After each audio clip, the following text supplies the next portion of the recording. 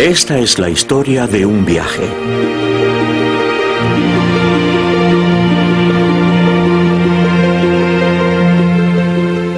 En un aspecto, es un viaje de autodescubrimiento y fortaleza personal. Sin embargo, en otro, es una conmovedora y profunda búsqueda de la verdad y de revelación, impulsada por un anhelo y hambre espirituales que no cedían.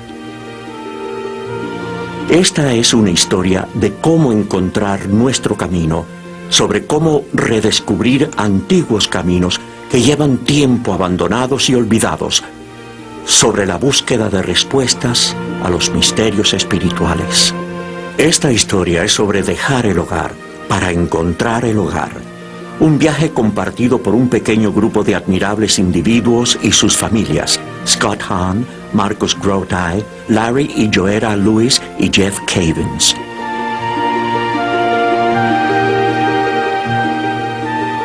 Estos 4 hombres eran ministros protestantes ordenados que eventualmente lo dejaron todo, sus carreras, hogares y en algunos casos sus familias, en busca de la verdad. Inspirados por la oración fervorosa y un examen riguroso y decidido de su propia fe en Jesucristo, todos ellos recorrieron un camino que, sorprendentemente, los llevó a la Iglesia Católica, la iglesia que Jesús mismo fundó hace 2000 años. Pero para cada uno de ellos el viaje fue largo y difícil. Antes de su conversión a la fe católica, todos ellos admitían tener profundos prejuicios. Mi abuela era la única católica en ambos lados de la familia. Se había casado fuera de su iglesia y más tarde logró bendecir su matrimonio. Enviudó y en su viudez se convirtió en una devota católica. Y yo no podía comprender su fe. Me parecía que era una fe falsa. Así que cuando murió, siendo yo la única persona devotamente religiosa de mi familia, mis padres me dieron todas sus pertenencias religiosas: un libro de oraciones, un misal y esos horribles rosarios. Recuerdo haberlos llevado al sótano y haberlos mirado. Para mí, representaban una cadena espiritual que la tenía presa en la superstición. Así que instintivamente los rompí, los tiré a un basurero y pensé: Señor, libérala ahora. María, el purgatorio y el rosario, los íconos, las estatuas, todo eso era para mí totalmente innecesario para seguir a Jesucristo. Y yo sentía lástima por los católicos. El catolicismo estaba totalmente fuera de los parámetros de mi búsqueda. En otras palabras, yo no buscaría a los mormones. Yo ciertamente no iría a ver cómo se desarrolló la fe musulmana. Eso estaba fuera de los parámetros para mi búsqueda. Y el catolicismo encajaba en este tipo de mentalidad. Así que yo no iba a buscar la verdad en la Iglesia Católica. Sus historias son asombrosamente similares, sin embargo, bien diferentes, todas sujetas a los misterios de la fe que nos guía a cada uno de nosotros en nuestro propio viaje. Pero todos estaban impulsados por el anhelo de una respuesta a una simple pregunta: ¿qué es la verdad? Cuando la gente busca la verdad, lo que en realidad está buscando es una relación con Dios. Jesús es la verdad y nosotros hemos sido creados a imagen de Dios. Eso es lo que buscamos. A veces tenemos que recorrer muchos otros caminos primero para darnos cuenta de que Jesús era lo que buscábamos. El tema de esta noche es algo que toda familia al menos debe siempre... Hoy, Jeff Cavins es el anfitrión de un programa semanal de televisión en la cadena Eternal Word Television en Birmingham, Alabama. Su viaje en busca de la verdad fue algo así como un viaje de ida y vuelta, un regreso al hogar, una reconciliación con su pasado. Él creció en la Iglesia Católica. Eventualmente la dejó y, como Scott Hahn, Marcus Grotay y Larry Lewis, se hizo ministro protestante. ¿Eres seminarista? Sí, soy de Illinois. Jeff Cavins era el típico jovencito americano de los años 70. Música rock, deportes, chicas y fiestas eran las cosas que él más ansiaba. Como católico iba a la iglesia, pero confiesa que entendía muy poco de su fe. Yo era un muchacho católico americano promedio. Tenía una novia. Iba a todos los deportes, iba a todas las fiestas, a los bailes en el bachillerato. Yo era un tipo promedio. Íbamos a la iglesia semanalmente, pero en realidad yo no sabía mucho sobre mi fe. Cuando tenía unos 16 años empecé a sentir un hambre interior por saber quién era Dios. Exteriormente todos dirían que Jeff era un tipo normal. Tenía el pelo largo, montaba motocicleta, usaba pantalones de moda en los años 70. Por fuera era un fiestero, un payaso, pero en el interior yo empezaba a hacerme algunas preguntas importantes. ¿De dónde vine? ¿A dónde voy? Cuando tenía 18 años ni siquiera sabía qué era la Eucaristía. Yo no sabía el nombre de los sacramentos, no sabía de qué se trataba la misa, no sabía rezar el rosario, en realidad no sabía nada de mi fe. Jeff continuó titubeando espiritualmente hasta que conoció a Emily, una compañera de clase en el preuniversitario que eventualmente cuestionaría el concepto de su fe y lo introduciría a Jesús y a las Escrituras. Los dos se casaron en unos años, pero en este punto de su vida, Emily era alguien que parecía tener lo que Jeff había estado anhelando. He aquí a alguien que podía darles respuesta a las preguntas de Jeff. Ella pasó esa noche hablando de una relación personal con Jesucristo. Nadie me había hablado a mí de esto antes. Yo estaba tan fascinado que fui a su casa todas las noches después de clase. Nos sentábamos en la mesa de la cocina. Su mamá abría una Biblia y empezaba a explicarme sobre una relación con Jesús y la oración. Yo estaba fascinado. Me repetía a mí mismo, esto es lo que yo he estado buscando. Esto era de lo que hablaba, buscar la verdad. Todo el tiempo lo que yo buscaba era a Jesucristo. Yo quería saber más sobre Jesús. En contra de los deseos de su padre, pero para continuar su intensa pasión por el Señor, Jeff tomó la decisión de irse de su hogar para asistir a una escuela de Biblia en Texas. Fue una opción que disgustó mucho a sus padres católicos. Un incidente la noche antes de partir endurecería su rebelde corazón, pero irónicamente fue lo que puso en movimiento el comienzo de su largo viaje de regreso. La noche antes de irme para la escuela de Biblia, mi padre fue a mi habitación. Él se sentía frustrado porque yo estaba dejando becas para la universidad. Estaba alejándome de todo para ir a esta escuela de Biblia en Texas. Mi padre no sabía qué hacer. Él pensó que estaba perdiendo a su hijo. Su hijo se había convertido en un fanático de Dios. Y entonces me dijo, ¿por qué haces esto? Y yo le contesté, papá, quiero aprender más sobre Jesús. Quiero entregar mi vida a Cristo. Esto es lo que tú me enseñaste desde que era niño. Esto es lo que se hablaba en mi iglesia, ¿no? Él me dijo, pero ¿cómo vas a mantenerte? ¿Estás comprometido? ¿Tienes 18 años y te vas a ir de la casa? Yo lo miré y le dije, papá, Dios proveerá. Y esto fue lo que hizo romper la relación con mi padre, mi recién encontrada fe.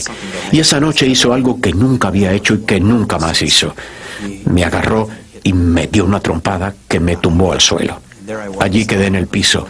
Lo miré llorando y le dije, ¿por qué? ¿Por qué? Él salió del cuarto. A la mañana siguiente me fui con mis amigos para Dallas, Texas. Todavía recuerdo ver a mis padres llorando y diciéndome adiós con la mano. Con la tristeza de una relación quebrada con su familia, Jeff se fue para continuar su búsqueda de la verdad. Pero la razón de ser de Jeff se le estaba haciendo más clara. Su entusiasmo por Cristo y su amor por la radiodifusión fueron un complemento perfecto para su recién descubierto deseo de predicar la palabra de Dios. En unos pocos años, Jeff dejó la Iglesia Católica. Esto abrió una profunda herida en su familia que no sanaría por muchos años. Jeff estaba trabajando ahora en una estación de radio cristiana en un pequeño pueblo de Dakota del Norte, asistiendo a la misa diaria en un convento de la zona, cuando el obispo de Fargo convocó a una reunión popular para todos los católicos. El obispo vino y yo levanté la mano. El lugar estaba lleno. Me dijo, dígame, joven. Yo me paré en medio del pasillo y de pronto todos los años de frustración con mi padre y que mi padre me hubiese pegado, todo empezó a salir. La frustración con la iglesia, lo que yo percibía como defectos de la iglesia. Empezó todo a surgir y me enloquecí. Miré al obispo y le dije: Monseñor, me hallo muy frustrado. He dado mi vida completamente a Cristo, pero parece que no hay lugar para mí en esta iglesia católica. Y apuntándole, le grité diciendo: estoy harto de la iglesia católica. Hubo un silencio absoluto y le dije con mucha fuerza: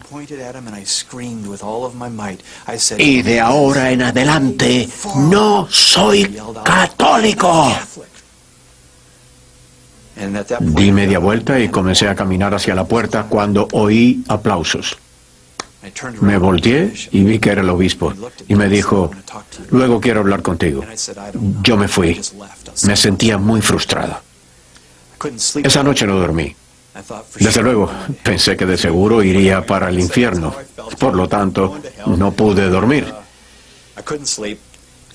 A la mañana siguiente fui a rezar al convento y cuando entré allí, adivine quién estaba: el obispo.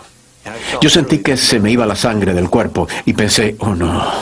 Él me dijo: ven acá. Pensé que me daría una nota con una orden para ir al infierno, pero me llevó a un pequeño cuarto y me dijo: cuéntame, ¿qué te pasa? Yo le dije: Monseñor, estoy muy frustrado. Le entregué mi vida a Cristo el 14 de febrero de 1977. He querido darle toda mi vida a Jesús, pero no parece haber lugar para mí en la Iglesia Católica. Mis padres no comprenden. Él me miró y me dijo: hijo, déjame decirte 3 cosas. Número 1, el viaje que has emprendido es de Dios.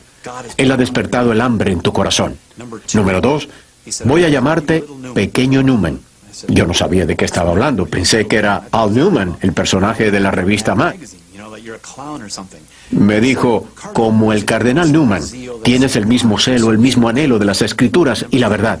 Y número 3, llegará el día en que regresarás y, cuando lo hagas, enseñarás a tu pueblo. Yo lo miré y le dije: no lo creo. Le estreché la mano y me fui. Y así fue como dejé la Iglesia Católica. Alrededor de esa época en que Jeff Cavins tomó la decisión de dejar la Iglesia Católica, Scott Hahn, Marcus Grody y Larry y Joetta Lewis estaban siguiendo a su corazón en dirección opuesta y estaban descubriendo las dolorosas realidades de lo que habrían de escoger.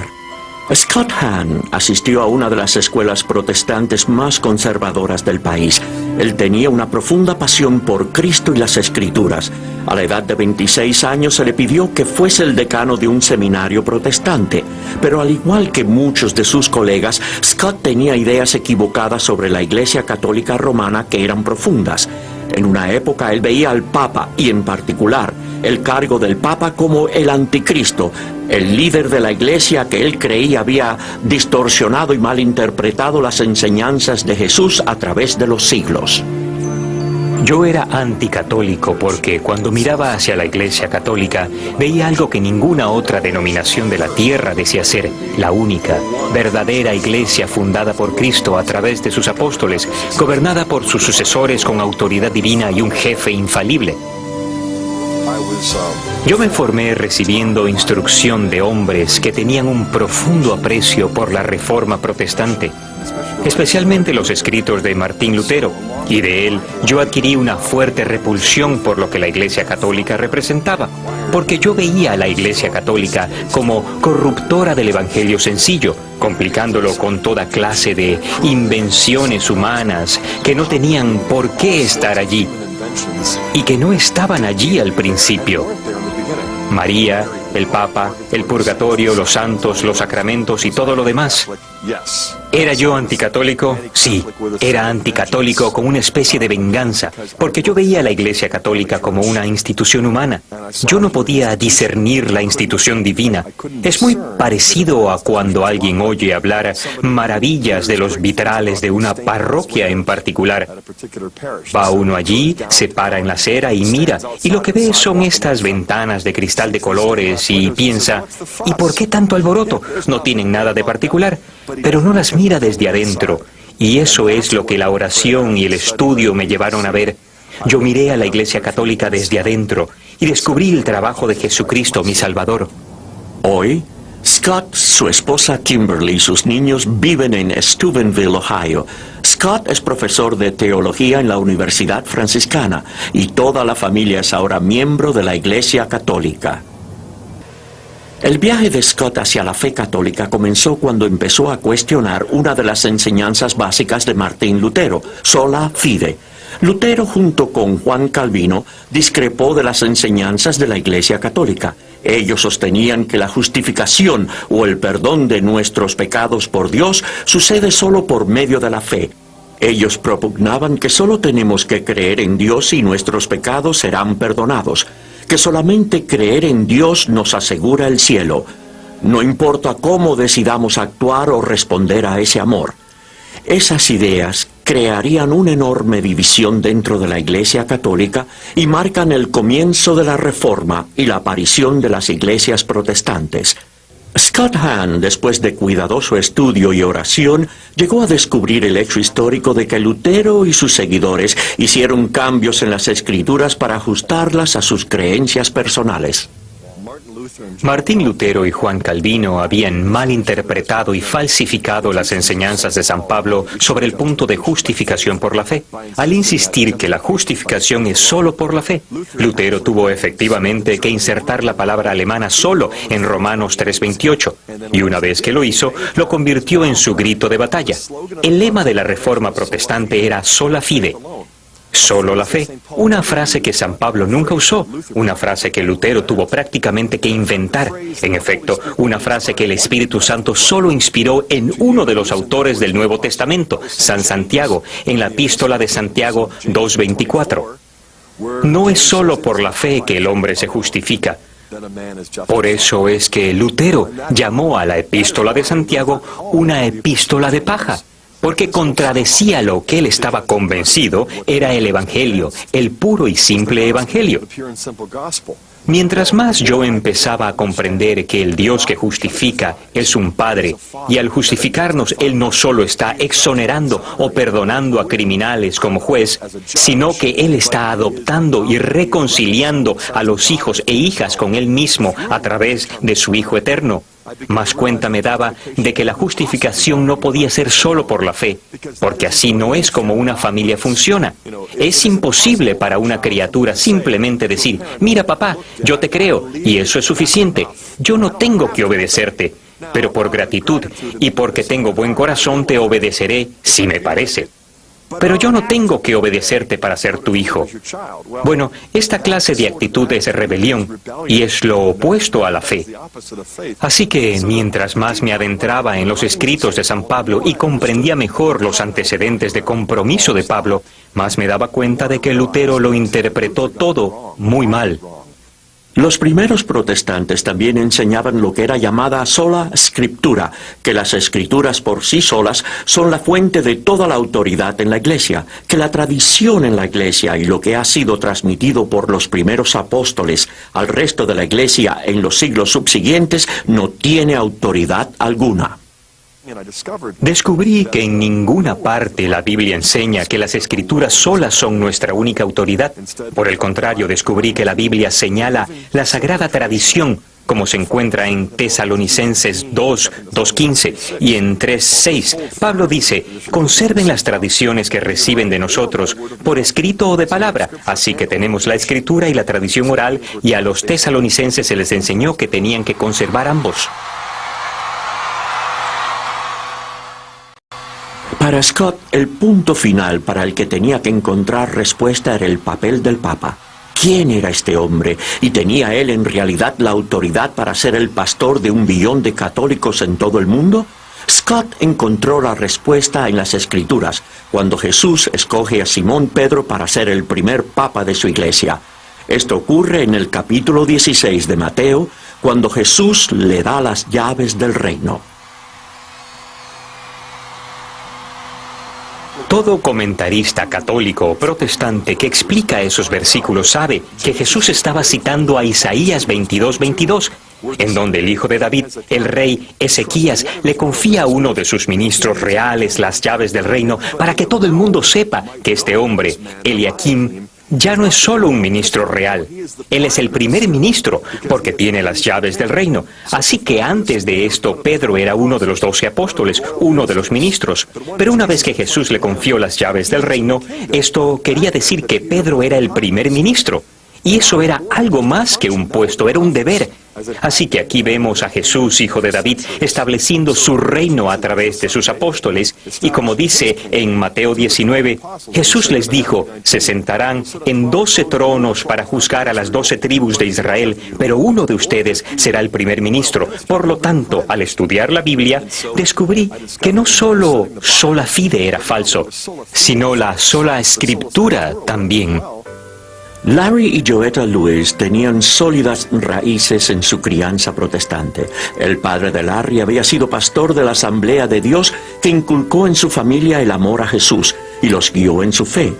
Larry mismo había sido ministro de varias congregaciones en denominaciones que fueron desde Metodistas Unidos hasta Bautistas del Sur. Él siempre consideró su teología como un viaje para descubrir los complejos misterios de las Escrituras. Mis padres me criaron para tener un profundo y duradero amor por Cristo y un tremendo amor por las Escrituras. Mi teología era muy parecida a un gran rompecabezas al que le faltaban piezas aquí y allá. Así que uno trataba de que las piezas encajaran. Imagínese armar un rompecabezas y tener una pieza en la mano que no parece ser de allí. Y lo único que usted hace es mirar la pieza tratando de encontrarle acomodo. Bueno, pues esto es muy parecido a la forma en que yo trataba de hacer funcionar mi teología.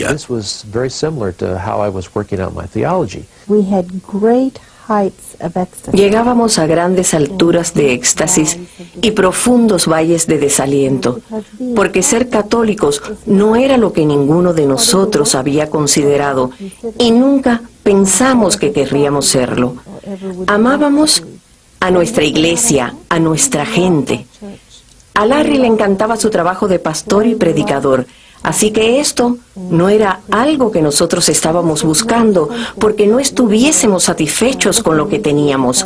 Nos cogió totalmente de sorpresa. La búsqueda de Larry y Joetta los estaba llevando en una forma que ninguno de ellos hubiese imaginado. Pero sí tenían verdadero miedo de que quizás estaban yendo demasiado lejos, de que estaban volviéndole las espaldas a Jesús al rezarle a María, que su búsqueda era equivocada. Ellos tomaron la decisión de investigar más a fondo, buscando confirmación en las Escrituras a su nuevo amor por la Santísima Madre y la tradición católica. Fue un sacerdote católico el que les dio una nueva perspectiva del papel de María en la Iglesia. Él dijo, déjenme hacerles un par de preguntas. ¿Quiere usted a su esposa? Y él sabía cuál sería mi respuesta. Yo le dije, usted sabe que yo quiero mucho a Joetta. Y él me dijo, ¿alguna vez le ha dicho algo así como te quiero con toda el alma? ¿Todo lo que tengo y pueda tener en el futuro es tuyo? ¿O quizás usted ha dicho algo más o menos como, venero la tierra que pisas? Yo le dije, sí, yo he dicho más o menos eso.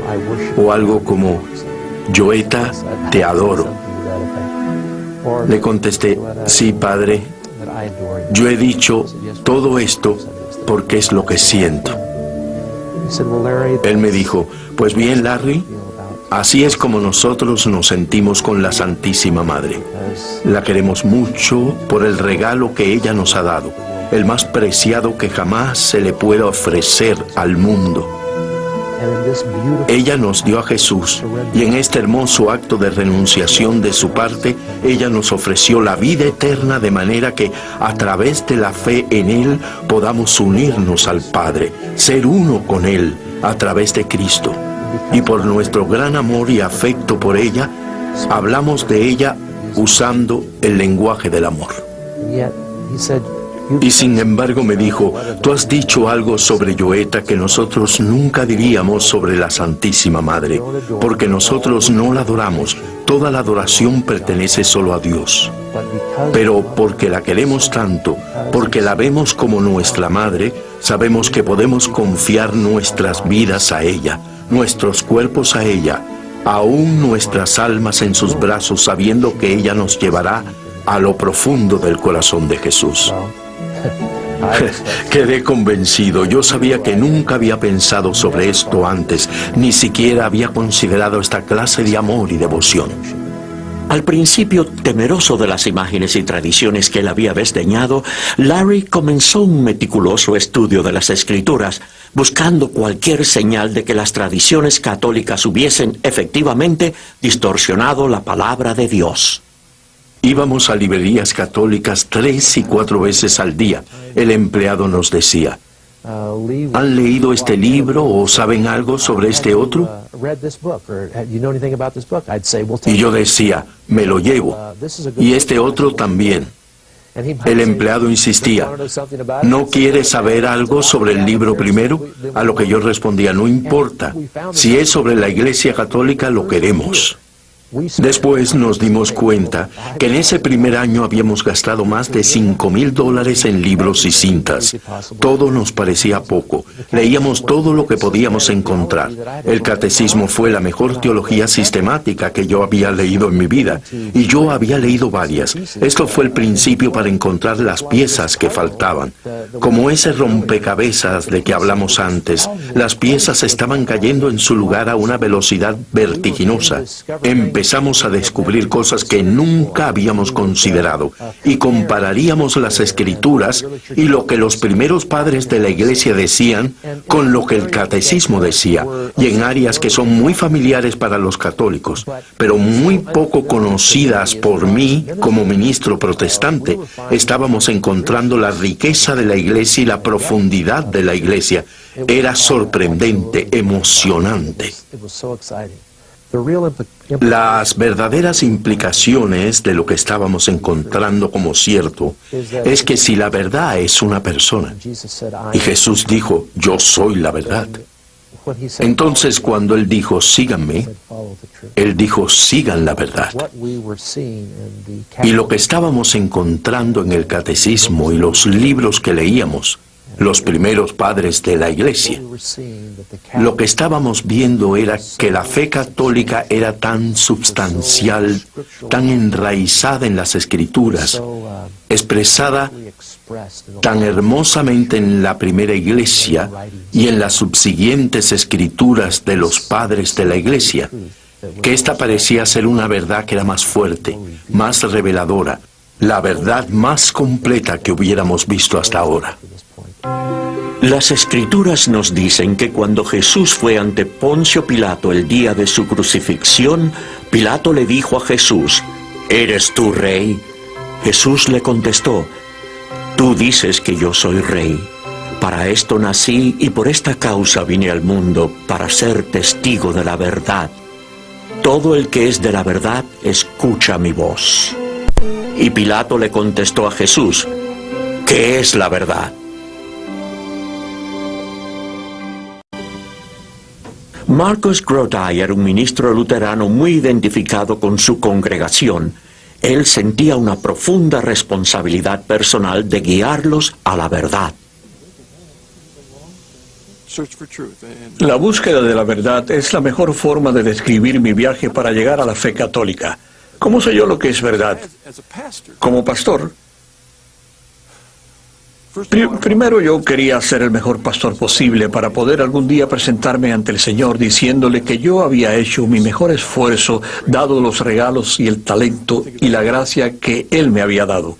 Yo no podía pensar en nada más importante que ser lo mejor posible en lo que Dios me ha llamado a hacer. Pero yo también sabía que como líder de almas, como pastor, un día yo estaría ante Jesús como responsable de haber guiado a mi gente. Esa gente confiaba en que yo los estaba guiando correctamente. Y si yo no sabía, yo estaba haciendo la misma pregunta que Poncio Pilato hizo, ¿qué es la verdad? Y probablemente yo era tan ignorante como él. Yo ya no estaba seguro de nada. Estamos llamados a ser santos y crecer en santidad. Y creo que la razón más válida para regresar a la Iglesia Católica es porque es en esta Iglesia en la que Cristo nos ha dado todos los medios de gracia para acercarnos más a Dios. Esto es lo que quiere decir ser cristiano, crecer en nuestra unión con Cristo. Marcus Grodi ahora ha llevado su pasión por el púlpito a la creación de la Coming Home Network, una asociación diseñada para ayudar a antiguos protestantes y particularmente a ministros protestantes a convertirse al catolicismo. Al igual que Jeff Cavins, Marcus ahora se presenta regularmente en la cadena de televisión Eternal Word. La Coming Home Network comenzó hace 6 años debido a mis experiencias y las de otros clérigos protestantes que encontraron el camino a su hogar en la Iglesia Católica. Al llegar a nuestro hogar, descubrimos con gran sorpresa que había otros como nosotros. La mayoría veníamos de ambientes donde nunca habíamos oído hablar de protestantes convirtiéndose al catolicismo. Muchos de nosotros pensábamos que éramos los únicos y entonces empezamos a enterarnos de palabra que había otros. Lo que aparentemente está pasando ahora es que parece haber conversiones en todas las denominaciones imaginables en los Estados Unidos. Nuestro deseo no es traer a la gente a base de discusión, sino informarles la verdad de la Iglesia que probablemente nunca en su vida hayan oído. Yo disfruto más cuando hablo con protestantes que están recorriendo el camino, no por el hecho de que se conviertan al catolicismo o no, sino porque cuando descubren la totalidad de la fe, los corazones se abren a la presencia real de Cristo. Para Marcus Grodi, Scott Hahn, Larry Lewis y Jeff Cavins, sus respectivos viajes hacia la fe y la decisión eventual de dejar sus iglesias tuvieron implicaciones que iban mucho más allá de simplemente cambiar de denominación. Se enfrentarían al rechazo de sus congregaciones, desempleo, separación de sus amistades y familia, e interminables días y noches de una atormentadora búsqueda espiritual. Comenzaron a experimentar de primera mano lo que Cristo quiso decir cuando les dijo a sus discípulos: quien quiera venir conmigo debe negarse a sí mismo, tomar su cruz y seguirme, porque quien desee salvar su vida la perderá, y quien pierda su vida por mí, la encontrará. Una decisión como esta es, en mi opinión, mucho más difícil que si usted hubiera sido dueño de un Chevrolet toda su vida y ahora está convencido de que un Ford es un auto mejor.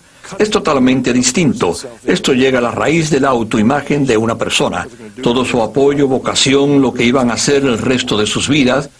Y yo podría dar ejemplos de personas que, aunque están atraídas por el júbilo de llegar a su hogar en la Iglesia Católica, sus vidas se convirtieron en un desastre por esa decisión. El primer dolor fue la pérdida de amistades. El segundo dolor que experimenté fue un alejamiento, la dificultad que Kimberly y yo sentimos en nuestro matrimonio. El tercer dolor que sentí fue la pérdida de dirección. Durante años yo me había preparado para el ministerio, o al menos eso pensaba yo. Pero hay una clase distinta de dolor, y ese es el dolor que siente uno cuando ha abandonado todo lo que conocía y se siente como un inmigrante que acaba de llegar a tierra extraña. Uno sabe que en un cierto sentido es su patria, pero uno no lo siente en una forma real. Decírselo a nuestros hijos y padres fue algo muy difícil, porque no queríamos herirlos, sino que queríamos en alguna forma compartir las alegrías que estábamos descubriendo. Fue muy difícil para ellos. Han tenido que resolver muchos problemas, pero fue muy difícil para mi padre. Mi padre, claro está, es un pastor retirado de la Asamblea de Dios, y él quiere a Dios con toda su alma, al igual que mi madre. Y cuando se lo dije, mi padre me dijo que esto era algo parecido a perder un hijo.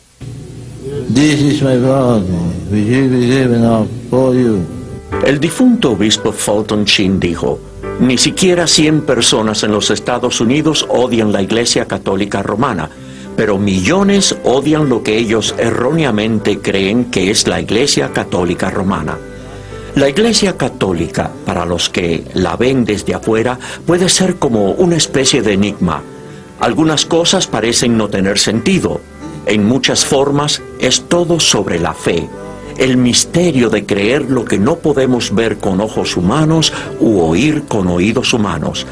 Pero en verdad, la fe de esta iglesia llamada católica está enraizada solamente en el mensaje del Evangelio de Jesucristo.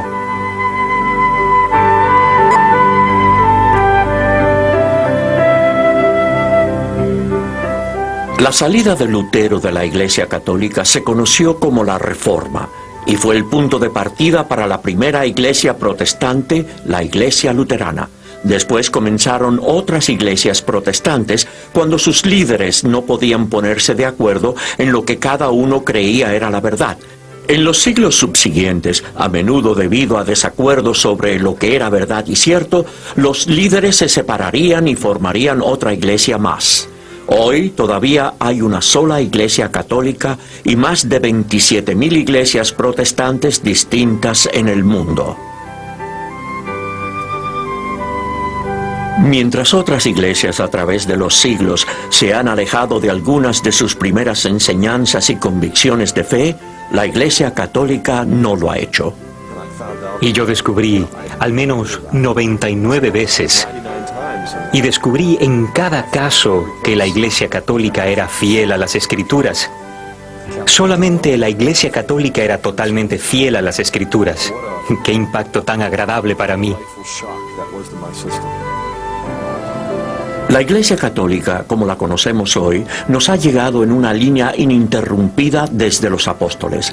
Jesús puso su iglesia en manos de meros seres humanos en la seguridad de que aún las puertas del infierno no la vencerían. A través de los siglos, los papas no han dictado nuevas revelaciones, sino simplemente preservado y protegido las verdades que les habían sido entregadas por los sucesores de Pedro. Hoy hay más de 1 billón de católicos que hacen de esta iglesia la mayor del mundo. Los sacramentos son parte esencial de la verdad. Ellos darán las gracias necesarias para verdaderamente crecer en santidad y para sostener a los fieles a través de las luchas y agobios de la vida diaria. En el bautismo nos purificamos.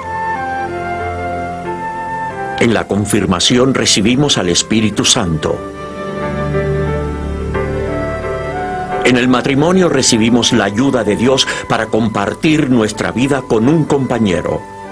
En el sacerdocio recibimos los regalos para guiar y alimentar al pueblo de Dios.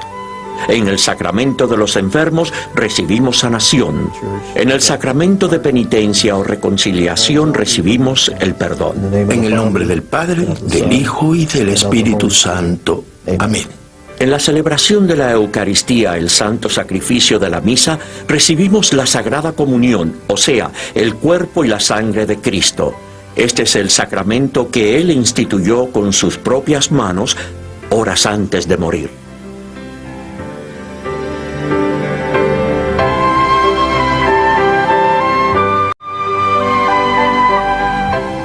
En la última cena, Jesús dijo la primera misa. Bajo las formas de pan y vino, Él dio a los apóstoles su cuerpo y su sangre para comer y beber. Les dijo que hicieran esto en memoria suya, y esto es lo que la Iglesia Católica hace todos los días alrededor del mundo.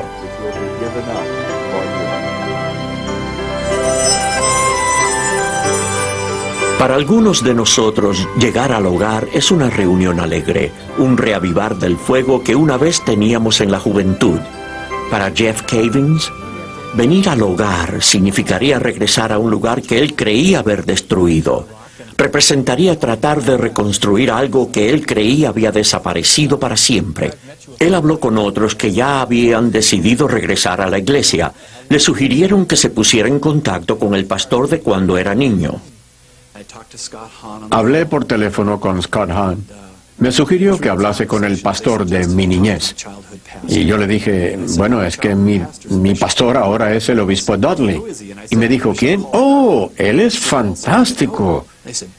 Llámalo, es maravilloso. No todos los días uno agarra el teléfono y llama al obispo. Así que esperé un par de semanas, leí más, y por último agarré el teléfono y llamé a Sioux Falls en Dakota del Sur. Yo no había oído la voz de él desde que tenía 14 años.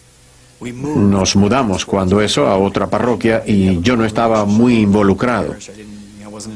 Pero por el teléfono oí una voz que decía, Monseñor Dudley al habla. Y le dije, Le habla Jeff Cavins. Él me contestó, Jeff Cavins, ¿el hijo de Robert? Sí, le contesté. Tú fuiste monaguillo. ¿Cómo estás? Le dije, bueno, bastante bien. Ahora soy pastor protestante. A lo que él dijo, ¿y cómo es eso? Yo le expliqué y me dijo, bueno, ¿y cómo te va? Se me hizo un nudo en la garganta hasta que al fin le dije, Monseñor, he estado estudiando mucho y quiero regresar al hogar, pero no sé qué hacer, no sé a dónde ir, ni siquiera sé si la iglesia me recibiría, yo no sé en qué voy a trabajar. Él me dijo, Jeff, ¿pudieras venir aquí y pasarte un tiempo con nosotros? Le dije que sí, y tomé un avión para Sioux Falls. Para mí esta era la prueba de si la iglesia me recibiría de nuevo, si mi pastor de la infancia, que ahora era obispo, me abrazaría o me rechazaría. Me bajé del avión y allí estaba él. Ahora era un hombre mayor, algo encorvado. Me abrió los brazos y me dijo, bienvenido al hogar. Eso me emocionó. Después que el obispo me recibió en el aeropuerto, hablamos durante 2 días sobre mi regreso a la iglesia. Monseñor Dudley me dijo que tenía que decir a los superiores de mi iglesia lo que estaba sucediendo. Me reuní con el primero de los superiores y le dije que que necesitaba hablarle en privado. Yo he estado estudiando mucho y probablemente usted haya notado que recientemente he predicado sobre los sacramentos. Y le dije, yo creo que voy a regresar a la iglesia católica. Él me miró y me dijo, pues verás, lo mismo nos está pasando a nosotros. Es más, hemos estado rezando el rosario en grupo por la noche. Yo pensé, ¿qué? Fui al siguiente superior y le dije lo mismo. Y él me dijo, tú no vas a creer esto, pero por las noches cuando me desvelo, he estado rezando el rosario. Yo me dije, ¿qué es lo que está pasando aquí? Terminé diciéndoselo a todos mis superiores y fue muy emocionante para ellos saber que su pastor estaba pensando en irse para la iglesia católica. Nuestra iglesia católica era como en un 50% de excatólicos, así que naturalmente la gente me miraba. Nos está diciendo que todos debemos regresar, que hicimos mal en irnos. Yo nunca dije que nadie estuviese equivocado. Ellos se fueron por las mismas razones que yo. Y a alguien le extendió una mano. Pero terminé por decírselo a toda la congregación. Y esta fue una de las cosas más difíciles de mi vida. Poco me imaginaba yo cuando empecé a buscar más y más la verdad de que yo tenía hambre de familia, hambre del Papa Juan Pablo II, hambre de oírlo, el deseo de tener un padre. Poco me imaginaba yo que Dios me estaba regresando a una relación total con mi Padre terrenal también. Aunque nadie podía saberlo en este momento, la parte más difícil del viaje espiritual de Jeff todavía estaba por recorrerse. La etapa final de este difícil paso de regreso a la Iglesia Católica comenzó cuando se estaba preparando para un viaje a Israel y recibió una llamada a medianoche. El día antes de salir para Israel, mi madre vino de Minneapolis a Dayton, Ohio, para quedarse con nuestra hija mientras mi esposa y yo íbamos con esos peregrinos de todo el país. Mi padre había tenido cirugía de las arterias cuando tenía 48 años. Habían pasado 12 años y a todos nos preocupaba su salud. Como hijo, uno siempre está preocupado de una llamada a medianoche. Pues bien, esa llamada fue a las 3:48 de la mañana de un hospital en Edina, Minnesota. Mi madre entró corriendo a mi habitación. Jeff, papá ha tenido un ataque al corazón. Yo sentí que el mundo me venía abajo. Traté de averiguar cuán grave había sido. Llamé al hospital. Estaba en cuidados intensivos. ¿Debía ir a Israel? ¿Debía ir a Minnesota? ¿Qué debo hacer? Al fin conseguí hablar con mi padre. Sonaba débil. Le pregunté, ¿cómo va todo? Aún no sabemos, me dijo, pero estaré bien. Papá, no sé qué hacer. No sé si ir a Israel o no. Y él me dijo, anda y vete, pero antes de irte, quiero que me hagas un favor. Ocúpate de tu madre y de tu hermana. Y pensé, esto es serio. tengo que ir a verlo. Y le dije, papá, voy para casa, mi lugar está a tu lado. Yo tengo quien se haga cargo de llevar la excursión. Fui para Minnesota con mi familia. Mi padre fue operado nuevamente y la noche antes de que fuera para la casa, yo llamé a un viejo amigo, un consejero profesional. Yo había sido su pastor y le dije que necesitaba hablar con alguien. Estoy tomando algunas decisiones, le dije, algunas decisiones graves en mi vida y necesito saber si estoy loco, necesito hablar. Él me dijo, ¿qué te pasa? Le dije que estaba pensando volver al catolicismo, a lo que me contestó, sí, necesitamos hablar, ven. Fui y comencé a contarle todo desde el principio. Y cuando le dije que le había gritado al obispo en Dakota del Norte diciendo, ¡estoy harto! ¡Ya no soy católico! En ese momento mi amigo Wes se impresionó y me dijo, Jeff, tu actitud la definiré en una palabra, una sola palabra. ¿Cuál? Le pregunté. Rebelión. ¿Rebelión? ¿Por qué? Y entonces me dijo, te has rebelado en contra de tu padre y de la Iglesia Católica. Y cuando me dijo eso fue como si se cayeran vendas de mis ojos y me vi como realmente era. Como un joven bueno que quería hacer cosas buenas para Dios, pero que me rebelaba contra mi padre y la Iglesia Católica que me habían alimentado durante los años de mi crecimiento. Empecé a llorar. Recuerdo que me cubrí el rostro con las manos diciendo, Dios mío, ¿qué he hecho? ¿Qué es lo que he hecho? Entonces mi amigo me dijo, tú sabes lo que tienes que hacer. Necesitas pedirle perdón a tu padre. Y yo le dije, sí, pero no sé cómo podré hacerlo. Volví a casa. Mi padre salió del hospital. Al día siguiente bajó a desayunar. Nos sentamos a la mesa, mi madre, mi padre, mi esposa y yo, y supe lo que tenía que hacer. Quería decirle a mi padre que yo deseaba regresar al hogar de la Iglesia Católica, que había estado estudiando y estaba convencido teológicamente, bíblicamente de la fe católica. Papá, ¿puedo hablarte de algo? Sí, me dijo. Yo no sabía cómo empezar. Entonces me dijo, ¿qué te pasa? Le dije, tengo que hablarte de algo que... Y me dijo, Jeffrey, ¿te encuentras bien? ¿Qué te pasa? Pero yo...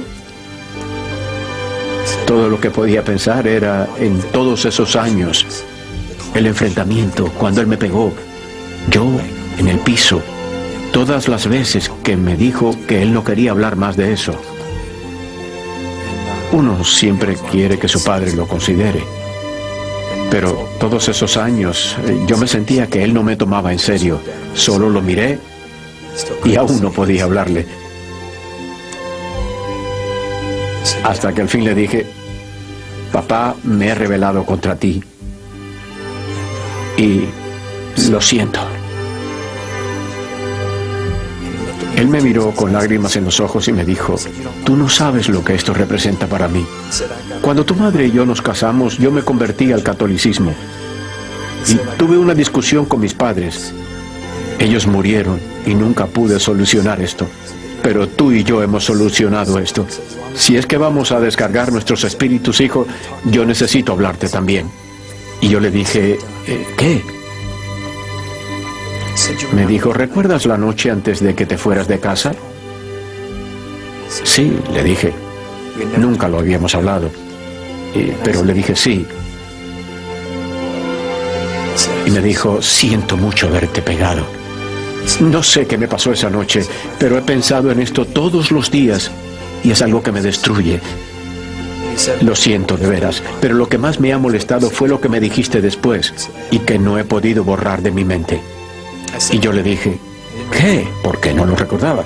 Y entonces me dijo, cuando estabas en el piso me gritaste, ya yo no soy tu hijo. Y eso me ha destruido todos estos años. Yo recordé haberlo dicho y entonces pensé, pero ¿cómo pude haber sido tan cruel? Lo miré y con lágrimas en los ojos le dije, yo soy tu hijo tú eres mi padre y yo te quiero. Nos abrazamos y los años de dolor empezaron a disolverse. Años sin perdón empezaron a desaparecer. Y desde ese día hasta ahora no hemos dejado de hablar sobre Jesús. Esto ha abierto para nosotros una vía de conversación sobre Dios que siempre quise tener, pero mi rebeldía y terquedad se interponían. Yo dejé la iglesia por rebeldía, no por la verdad. Regresé buscando la verdad. Recuperé esa relación con mi padre y mi familia, así que el Señor realmente me ha traído al hogar en todos los aspectos. Jeff Cavins, junto con Scott Hahn, Marcus Grodi y Larry Lewis y su esposa Joera, descubrieron la plenitud de su cristiandad en solo una iglesia, la Iglesia Católica. Les tomó años de oración y discernimiento, un viaje lleno de dificultades y luchas, pero que al fin les trajo gran alegría, paz y una unión más íntima, más estrecha con Cristo, todo a través de las poderosas gracias de los sacramentos. Pero estas historias no son anécdotas aisladas. Hay miles de otras similares, solamente en años recientes. La Coming Home Network ha hecho contacto con más de 350 ministros, clero y académicos protestantes que se han convertido al catolicismo, y en estos momentos hay muchos otros que ya están en camino de regreso a la fe católica.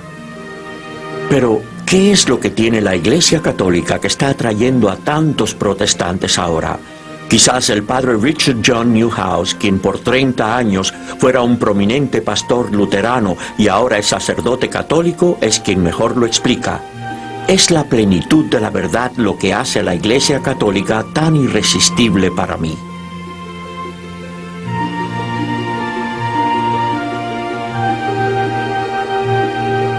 Encontrar la verdad en este confuso y complicado mundo nuestro no es siempre fácil, pero la verdad está allí y ha estado ahí por 2000 años para que todos la encuentren o redescubran. Es el regalo de Dios a su pueblo y una perla oculta que todavía no ha sido descubierta por muchos protestantes y católicos por igual. Todos tenemos la libertad de escoger. La Iglesia Católica no nos presiona, pero es la verdad en su plenitud la que atrae. Uno debe abrir su corazón y examinarlo profundamente.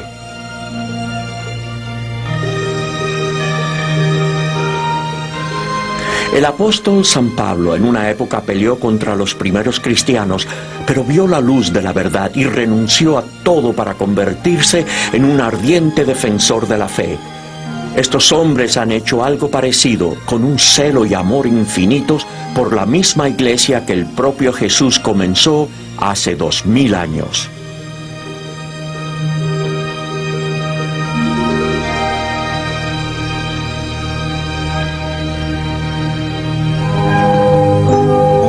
La verdad descubierta.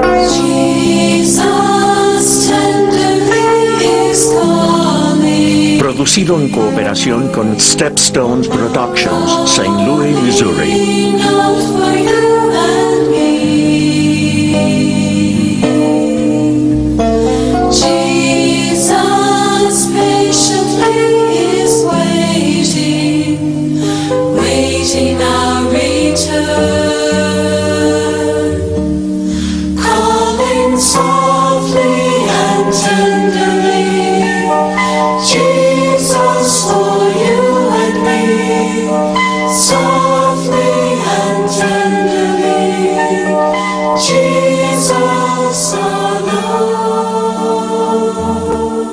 Agradecemos a Jeff Cavins, Scott Hahn, Marcus Grodi y Larry Joera Lewis por compartir sus experiencias.